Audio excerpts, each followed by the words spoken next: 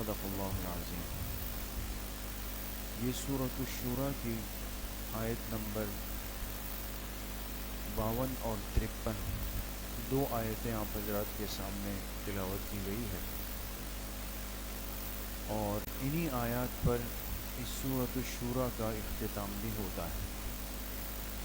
اگلی سورت پھر وہ سورۃ الزخرف ہے، انشاءاللہ وہ اس کے بعد شروع ہوگی۔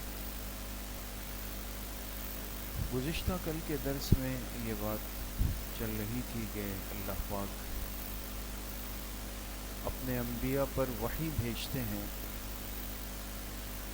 تو وحی بھیجنے کے بنیادی طور پر 3 طریقے ہوتے ہیں۔ یا تو یہ ہے کہ اللہ پاک پیغمبر کے دل پر اس بات کا القاء کر دیتے ہیں، الہام دل پر ڈال دیتے ہیں، اور یہ جو وحی کی صورت ہوتی ہے اس میں وحی کے الفاظ نہیں دیے جاتے بلکہ وحی کا ایک مضمون ہوتا ہے، اور باقی اس مضمون وحی کو الفاظ کی شکل دینا یہ پیغمبر کے اختیار میں ہوتا ہے۔ اس کی مثال ایسی ہے جیسے کہ آپ کو ایک بڑا مضمون پیراگراف دے دیا جائے، ایک تفصیلی ورقہ ہو، اور آپ سے کہا جائے کہ بھئی آپ اس کو اپنے الفاظ میں مختصر کر کے اس کا ایک خلاصہ نکالیے۔ یہ ایک صورت۔ دوسری صورت یہ ہے کہ پردے کے پیچھے سے، یعنی اللہ پاک کی ذات نظر نہیں آ رہی ہو لیکن اللہ کی آواز آ رہی ہو، کلام سنائی دے رہا ہو، یہ بھی وحی کی ایک شکل ہوتی ہے۔ اور تیسری صورت جو معروف ہے، معہود صورت ہے، وہ یہ ہے کہ اللہ پاک اپنے فرشتے کو بھیج دیتے ہیں وحی دے کر، جیسے حضرت جبرائیل علیہ السلام کو، اور وہ وحی کے الفاظ لے کر پیغمبر کے دل پر آ کر اس وحی کو اتار دیتے ہیں۔ یہ اللہ پاک کا وحی کے بھیجنے کا ایک انداز ہے اور ایک طریقہ ہے۔ آج کی اس آیت میں اللہ پاک نے یہ بات وضاحت کے ساتھ فرمائی کہ چونکہ باقی انبیاء پر وحی بھیجنے کا طریقہ یہی رہا یا اس میں سے کوئی شکل رہی، تو خاتم الانبیاء جناب رسول اللہ صلی اللہ علیہ وسلم پر جو وحی آئی وہ بھی اسی انداز سے ہم نے نازل فرمائی۔ کے بارے میں آپ کو تفصیلات نہیں دی گئی تھی، وَلَكِنْ جَعَلْنَاهُ نُورًا، لیکن ہم نے اپنی اس کتاب کو ایک نور بنا دیا، ایک روشنی بنا دیا، نہدی بِهِ مَن نَشَاءُ مِنْ عِبَادِنَا، جس کے ذریعے سے ہم اپنے بندوں میں جس کو بھی چاہے ہدایت دیتے۔ وَإِنَّكَ لَتَهْدِي إِلَى صِرَاطٍ مُسْتَقِيمٍ، اور بے شک آپ رہنمائی کر سکتے ہیں سیدھے راستے کی طرف۔ صراط اللہ، وہ سیدھا راستہ کون سا ہے؟ فرمایا اس اللہ کا راستہ الذی لہ ما فی السماوات و ما فی الارض، جس کے پاس اختیار ہے جو کچھ آسمانوں میں اور جو کچھ زمین میں ہے۔ الا، آگاہ ہو جاؤ، الی اللہ تسیر الامور، کہ تمام معاملات کو اللہ ہی کی طرف سپرد کیا جائے۔ یہ سورت کا اختتام ہو رہا ہے دوستو، اور اس میں ایک بات تو یہ واضح کر دی کہ جتنا علم اللہ نے انبیاء علیہم السلام کو دیا وہ وحی کے ذریعے سے تھا، اور آپ علیہ السلام کو جو علم دیا گیا تو بلا شک و شبہ وہ اس کائنات میں تمام انبیاء کے علوم میں سب سے زیادہ علم تھا۔ اللہ کے علم کے بعد اس کائنات میں اللہ کا علم تو جامع اور اکمل ہے، اس کی تو کوئی حد نہیں، لیکن اللہ کے بعد سب سے زیادہ اس کائنات کا جو علم ہے وہ کن کو دیا گیا؟ جناب رسول اللہ صلی اللہ علیہ وسلم۔ لیکن یہ علم آپ کو ملا کس ذریعے سے؟ وحی کے ذریعے سے۔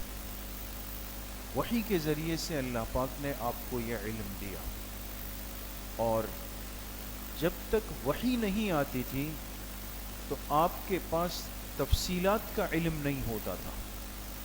بات پہ غور کیجئے گا دوستو، جتنے پیغمبر دنیا میں آتے ہیں اگرچہ ان کو نبوت عموماً کتنے سال پہ ملتی ہے؟ 40 سال، لیکن اس پر پوری امت کا اتفاق ہے اور یہ ہمارا عقیدہ ہے کہ پیغمبر فطری طور پر، پیدائشی طور پر وہ ایمان سے متصف ہوتے ہیں۔ یہ تصور بھی نہیں ہو سکتا کہ ان پر کوئی ایسا لمحہ ہو کہ جو ایمان کے بغیر ہو۔ تو ایمان اور ایمان سے متعلق جو بنیادی ضروری چیزیں ہیں وہ نبوت سے پہلے پیغمبر کے پاس ہوتی ہیں، لیکن جو تفصیلات ہیں، تفصیلات سے مراد اس شریعت کے احکامات ہیں، مسائل ہیں، یہ جتنی چیزیں ہیں یہ وحی کے ذریعے سے وقتاً فوقتاً پیغمبر کو عطا کی جاتی ہے، اور وحی کے ذریعے سے پیغمبر کے علم میں تدریجاً اضافہ ہوتا چلا جاتا ہے، وہ بڑھتا ہی چلا جاتا ہے۔ تو تفصیلات کا علم شروع سے نہیں ہوتا بلکہ وہ بعد میں پیغمبر کو دیا جاتا ہے۔ اس لیے حضور علیہ الصلاۃ والسلام کو بھی جتنا علم ملا وہ سب سے زیادہ تھا، اور آپ کا علم بھی وحی کے ذریعے سے آپ تک منتقل ہوا۔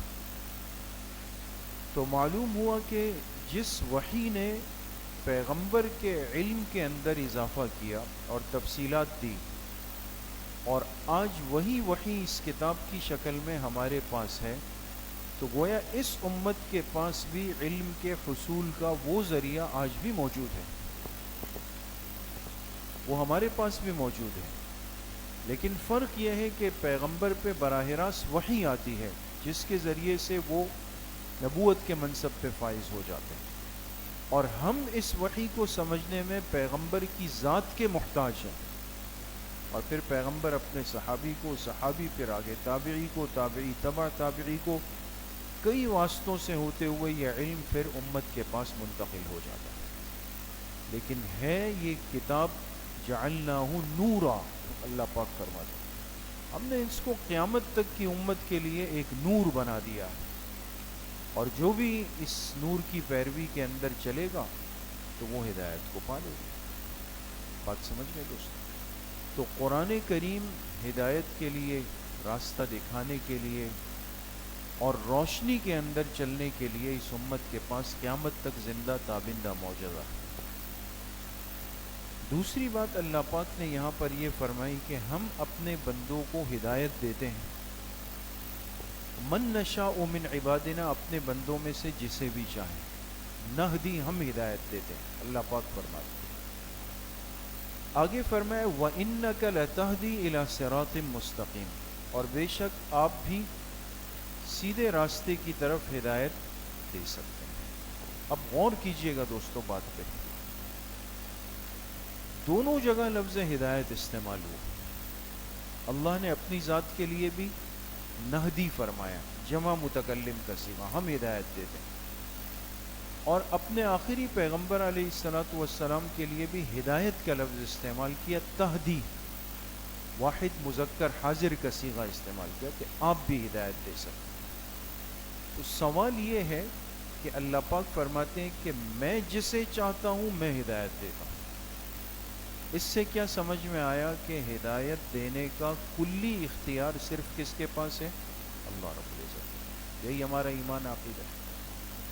لیکن آگے وہی ہدایت کے الفاظ آپ علیہ الصلاۃ والسلام کے لیے بھی استعمال ہوئے۔ اب یہ عربی زبان کی ایک بلاغت ہے دوستو، جو عام زبان کے حصے میں نہیں آئی ہے، کہ ایک لفظ ہوتا ہے لیکن اس لفظ کی نسبت بدل جائے تو اس کا معنی بدل جاتا ہے۔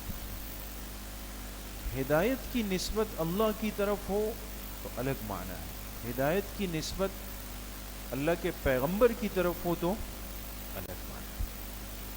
کس طرح؟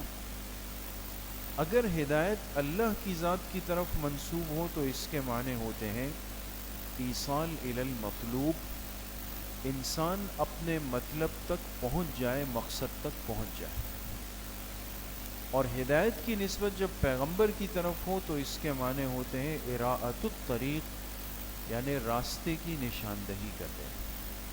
اور یہ پہلے ایک مجلس میں بہت وضاحت کے ساتھ میں نے آپ سے مثال عرض کر دی تھی، دوبارہ بھی اشارتاً عرض کر دوں، آسان سی بات ہے۔ آپ نے اپنے لیے ایک منزل طے کر لی کہ جی مجھے بنوری ٹاؤن کی مسجد تک جانا ہے، مجھے وہاں بہت ضروری کام ہے۔ تو گویا ہماری جو منزل ہے وہ بنوری ٹاؤن کی مسجد ہے۔ اب اس مسجد تک پہنچنے میں بالکل کوڑا ہوں، مجھے نہیں پتا، نیا ہوں بالکل۔ میں نے کسی کو کہا کہ جی آپ مجھے جامعہ کی مسجد تک پہنچا سکتے ہیں؟ اس نے کہا جی بیٹھیے نا میرے ساتھ بائک پہ، میں بھی وہیں جا رہا ہوں۔ تو وہ گئے، نکلے یہاں سے، پھر ایسے مڑے، پھر ایسے گئے، پھر گرو مندر چورنگی آئی، پھر آگے گئے، بڑا گیٹ تھا، اترے میرے ساتھ اندر گئے، کہا یہ جو مسجد ہے آباد مسجد، یہ جامعہ کی مسجد۔ میں اپنی منزل تک چلا گیا نا دوست۔ دوسری صورت یہ ہے کہ میں نے ساتھی سے کہا یار مجھے جامعہ کی مسجد جانا ہے، آپ مجھے بتا سکتے ہیں؟ اس نے کہا ٹھیک ہے آپ ادھر آئیے۔ کہا یہ سیدھا راستہ نظر آ رہا ہے؟ میں نے کہا جی آ رہا ہے۔ تو گرین گنبد نظر آ رہا ہے؟ میں نے کہا جی وہ بھی آ رہا ہے۔ وہاں تک جائیں، پھر آپ روڈ کراس کریں گے، سامنے آپ کو ایک میرٹھ کباب پراٹھے والا نظر آئے گا، وہ وہاں پہنچ جائیں، الٹے ہاتھ پہ آپ دیکھیں آپ کو لال کلر کا بہت بڑا مینار نظر آئے گا، اس گیٹ سے اندر ہو جائے تو یہ جامعہ کی مسجد۔ دونوں میں فرق ہے دوست۔ پہلے والے نے اس مقام اور منزل تک مجھے خود پہنچا دیا، اس میں کوئی شبہ نہیں، کوئی اشکال نہیں، کوئی۔ دوسرے والے نے رہنمائی کی، لیکن ممکن ہے کہ میں جب وہاں گیا تو ذہن سے وہ نکل گئی گرین گنبد، اور میں اس طرف سبیل مسجد کی طرف چلا گیا، سولجر بازار نکل گیا، آگے کچھ اور مینار نظر آ گئے، وہاں چلا گیا، راستہ ادھر ادھر ہو گیا۔ معلوم ہوا کہ ایصال الی المطلوب میں بندہ منزل تک پہنچنا اس کا یقینی ہے، اراءۃ الطریق میں رہنمائی ہے، نشاندہی ہے، لیکن اب اس جگہ کو تلاش کرنا یہ میری اپنی محنت ہو۔ اللہ جس کو سمجھ گئے، ہدایت کی نسبت اللہ کی طرف ہو تو معنی کیا ہے کہ منزل تک بہر صورت پہنچنا ہی ہے، ایصال الی المطلوب ہے۔ اور ہدایت کی نسبت جب پیغمبر کی طرف کی جائے تو پھر اس صورت میں اراءۃ الطریق ہے کہ ہماری ایک رہنمائی اور نشاندہی ہے، باقی پھر ہمیں اپنی کوشش اور فکر بہرحال کرنی پڑے۔ اسی لیے امت کو حکم کیا ہے کہ دعا بھی مانگے، اعمال کا اہتمام بھی کرے۔ دونوں چیزیں جب ایک ساتھ جڑتی ہیں تو بندہ اپنی منزل کو پا لیتا ہے اور آخرت میں جنت کے دروازے پہ پہنچ جاتا ہے۔ اللہ ہم سب کو نصیب فرمائے۔ الحمدللہ رب العالمین، والصلاۃ